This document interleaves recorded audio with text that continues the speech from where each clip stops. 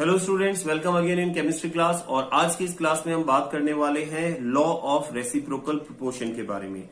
ठीक है, एक्चुअली ये जो लॉ है ये आपके 11th क्लास केमिस्ट्री की बुक में बेसिक कंसेप्ट ऑफ केमिस्ट्री आपका जो फर्स्ट चैप्टर है उसमें है, बट एनसीईआरटी में इसको ज्यादा मेंशन नहीं किया गया है। ठीक है, कंपटीशन के हिसाब से काफी इंपोर्टेंट है, तो इसे हमें देख लेना चाहिए। चलिए तो समझने की कोशिश करते हैं लॉ ऑफ रेसिप्रोकल प्रोपोर्शन। सबसे पहले हम इसके स्टेटमेंट को स्टडी कर लेते हैं। स्टेटमेंट क्या कहता है?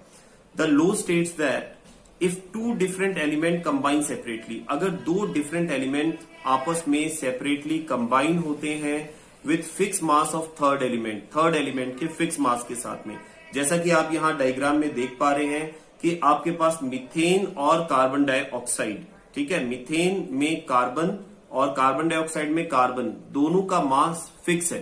ठीक है, क्योंकि मीथेन में भी एक कार्बन है, कार्बन डाइऑक्साइड में भी एक कार्बन है, तो यानी कार्बन के फिक्स मास के साथ आप देखो मीथेन में हाइड्रोजन का 4 मास और कार्बन डाइऑक्साइड में ऑक्सीजन का 32 मास कंबाइन हो रहा है। तो हम ये कह रहे हैं कि एक एलिमेंट के फिक्स मास के साथ दूसरे एलिमेंट का मास जो कंबाइन होता है, दो एलिमेंट का मास जो कंबाइन होता है, ठीक है, उनका रेशो, ठीक है, जिस मास में वो कंबाइन होते हैं वो या तो सेम होगा या सिंपल मल्टीपल रेशियो के अंदर होगा। किसके साथ?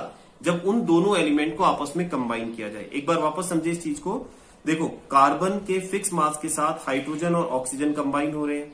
ठीक है, चलो मैं इसको आपको एक सेकेंड इस डायग्राम से शो करता हूं। चलिए देखिए, तो जैसा कि आप देख पा रहे हैं यहां पर आपको, यहां मैंने डायग्राम को हाईलाइट करके बताया कि यहां पर कार्बन डाइऑक्साइड दिख रहा है आपको, यहां आपको मीथेन दिख रहा है। तो बेटा जैसा कि आप देख पा रहे हैं कि यहां पर आपके पास मीथेन के फिक्स मास, मीथेन में कार्बन का मास फिक्स है 12, ठीक है, कार्बन डाइऑक्साइड में कार्बन का मास है 12, यानी दोनों जगह कार्बन का मास फिक्स है। बट इनके साथ जो दूसरा एलिमेंट कंबाइन हो रहा है, जैसे कार्बन के साथ यहाँ हाइड्रोजन कंबाइन हो रहा है, इसका 4 मास, और कार्बन डाइऑक्साइड के साथ ऑक्सीजन कंबाइन हो रहा है, उसका कितना मास कंबाइन हो रहा है ऑक्सीजन का? दैट इज 32, ठीक है, 16:2, क्योंकि 2 ऑक्सीजन है इसलिए 32।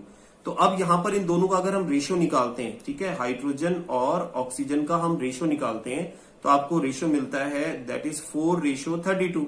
और अगर इसका सिंपलेस्ट रेशियो निकालते हो तो आपके पास आ जाएगा 1:8। तो इसका मतलब ऑक्सीजन और हाइड्रोजन जो कार्बन के फिक्स मास के साथ कंबाइन हो रहे थे, इन दोनों के मास का जो रेशियो है, ठीक है, इन दोनों के मास का अगर रेशियो देखें तो वो आ रहा है 1:8। अब आपको ये रेशियो किससे कंपेयर करना है? ये आपको कंपेयर करना है जब हाइड्रोजन और ऑक्सीजन आपस में कंबाइन करें। तो आप देखो बेटा, वाटर के अंदर हाइड्रोजन और ऑक्सीजन आपस में कंबाइन हो रहे हैं, ठीक है, और यहां कंबाइन होने के बाद वाटर की अगर मैं बात करता हूं तो वाटर में देखो हाइड्रोजन का कितना मास कंबाइन हो रहा है बेटा? हाइड्रोजन का 2 और ऑक्सीजन का 16। और अगर आप सिंपल रेशियो निकालते हो, इसका 2:16 का सिंपल रेशियो निकालते हो, दैट इज 1:8। अब जरा इसको चेक करें आप, ये जो ये 1:8 है, ये आपके पास में ऊपर वाले 1:8 के इक्वल आ रहा है, ठीक है, दोनों का रेशियो सेम आ रहा है, इक्वल आ रहा है। यही स्टेटमेंट कह रहा है। अब स्टेटमेंट को रीड करते हैं, ठीक है, स्टेटमेंट क्या कह रहा है चलिए देखते हैं। तो स्टेटमेंट क्या कहता है, ठीक है, स्टेटमेंट क्या कहता है एक बार देख लेते हैं।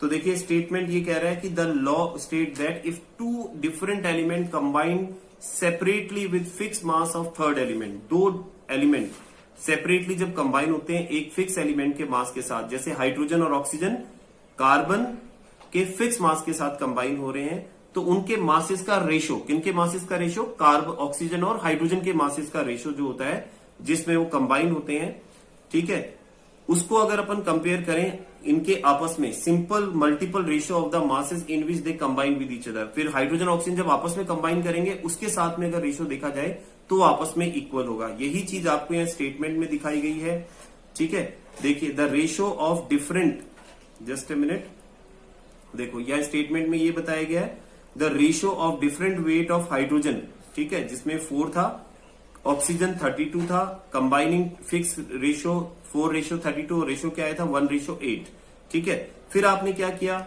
Hydrogen and oxygen combine to form water, hydrogen oxygen water की फॉर्मेशन कर रहे हैं कंबाइन होकर के, और इनका रेशियो क्या है जिस रेशियो में कंबाइन कर रहे हैं? 2:16, जिसका सिंपल रेशियो हो जाएगा 1:8। तो यहां पर दोनों का सिंपल रेशियो क्या आ रहा है? सेम आ रहा है, ठीक है। So this ratio is the same as that of the first ratio obtained. So thus the law of reciprocal proportion illustrated. तो इस तरह से अपना ये लॉ ऑफ रेसिप्रोकल प्रोपोर्शन जो है वो इलस्ट्रेट हो रहा है. तो आई होप आपको law of reciprocal proportion clear हो गया होगा. इस वीडियो से आपको काफी हेल्प मिली होगी. फिर मिलेंगे हम नए वीडियो के साथ में. तब तक के लिए बाय.